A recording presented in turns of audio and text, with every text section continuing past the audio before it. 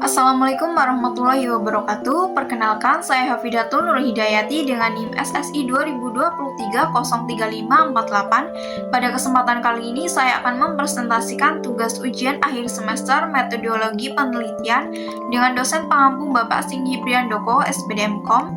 Adapun jurnal yang saya review berjudul Exploring the Relationship Between Artificial Intelligence and Business Performance, yang membahas hubungan antara kecerdasan buatan atau AI dengan kinerja bisnis.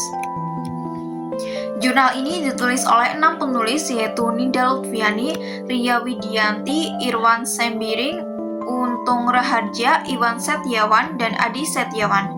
Dipublikasikan di IJCCS atau Indonesian Journal of Computing and Cybernetic System.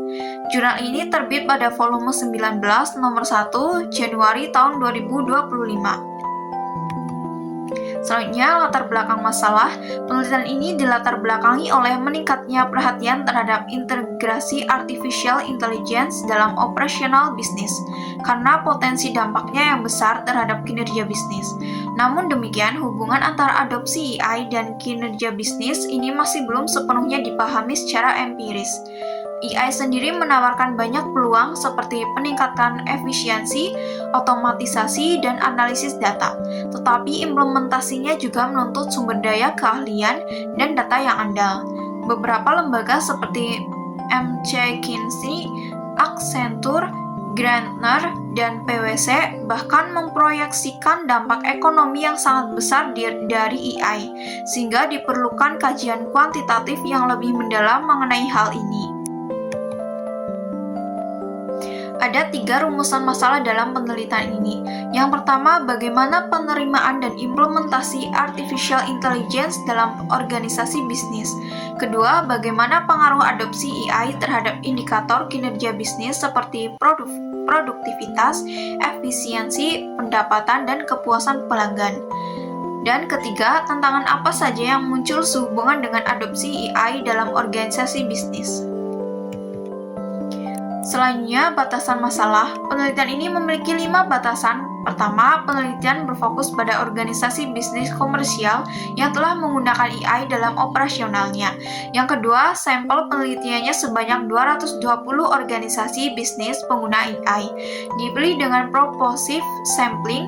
Ketiga, variabel yang diteliti meliputi artificial intelligence, customer satisfaction, efisiensi, productivity, dan revenue. Keempat, analisis data menggunakan metode PLS SEM dengan bantuan aplikasi Smart PLS. Dan kelima, penelitian ini bersifat cross-sectional, artinya data dikumpulkan hanya pada satu titik waktu tertentu. Selanjutnya, tujuan penelitian. Tujuan penelitian ini ada 3, yaitu yang pertama, menganalisis penerimaan dan implementasi artificial intelligence dalam organisasi bisnis. Kedua, menganalisis pengaruh adopsi AI terhadap produktivitas, efisiensi, pendapatan, dan kepuasan pelanggan. Dan ketiga, mengidentifikasi tantangan yang muncul sehubungan dengan adopsi AI dalam organisasi bisnis. Selanjutnya, subjek dan objek penelitian. Subjek penelitian ini adalah organisasi bisnis komersial yang telah menggunakan AI dalam operasionalnya. Dengan total 220 organisasi yang dipilih melalui teknik proportive sampling, sedangkan objek penelitian ini adalah hubungan antara artificial intelligence dengan kinerja bisnis yang diukur melalui 5 variabel, yaitu artificial intelligence, customer satisfaction, efisiensi, productivity, dan revenue.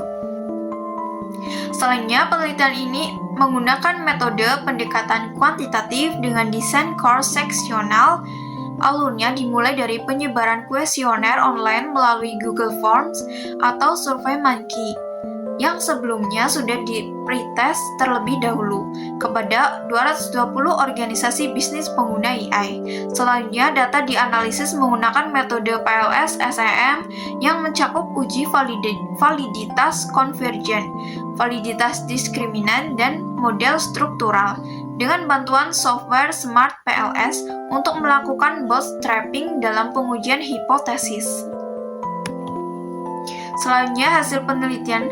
Hasil penelitian ini menunjukkan di layar R-square sebanyak berikut. Variable productivity sebesar 64,3%, efisiensi sebesar 69,3%, revenue sebesar 71,1%, dan customer satisfaction sebesar 60,5%. Artinya, sebagian besar variabilitas pada keempat indikator kinerja bisnis tersebut dapat dijelaskan oleh variabel artificial intelligence. Selainnya, dari hasil pengujian hipotesis melalui bootstrapping, seluruh hubungan terbukti signifikan dan didukung.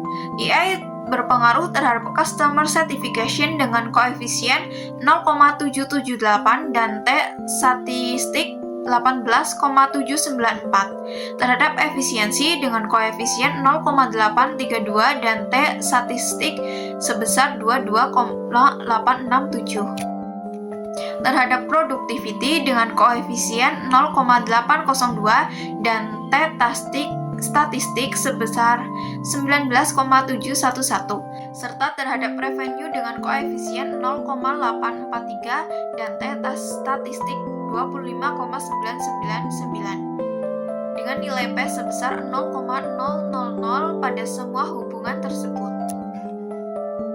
Penelitian ini memiliki beberapa kelebihan. Yang pertama, menggunakan metode analisis PLS-SIM yang sesuai untuk menguji model dengan variabel laten yang kompleks. Kedua, melakukan uji validitas secara menyeluruh, baik validitas konvergen maupun diskriminan, melalui AV, Composite Reliability, Fornell-Larker, dan HTMT. Ketiga, melibatkan sampel yang relevan dan memadai, yaitu 220 organisasi bisnis pengguna AI. Dan keempat, penelitian ini memberikan kontribusi praktis karena membahas 3 aspek sekaligus, yaitu penerimaan AI, dampak terhadap kinerja, dan tantangan adopsinya, yang bermanfaat bagi para pemimpin bisnis. Di sisi lain, penelitian ini juga memiliki beberapa kekurangan.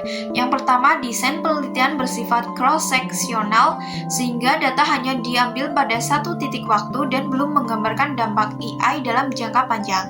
Kedua, konteks 220 organisasi menjadi responden kurang dijelaskan secara rinci, baik dari sektor industri maupun wilayahnya, sehingga membatasi generalisasi hasil.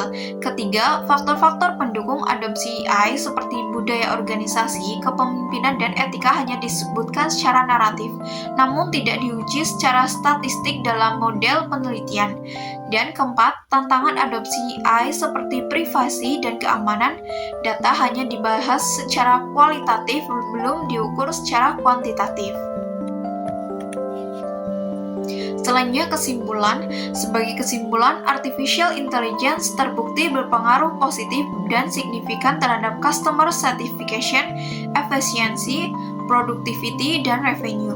Model penelitian ini valid dan reliable dengan nilai R-square berkisar antara 60,5% hingga 71,1%, serta seluruh hipotesis didukung secara statistik dengan nilai P sebesar 0,000. Namun demikian, keberhasilan adopsi AI tetap memerlukan perhatian terhadap faktor organisasi, teknis, dan etika.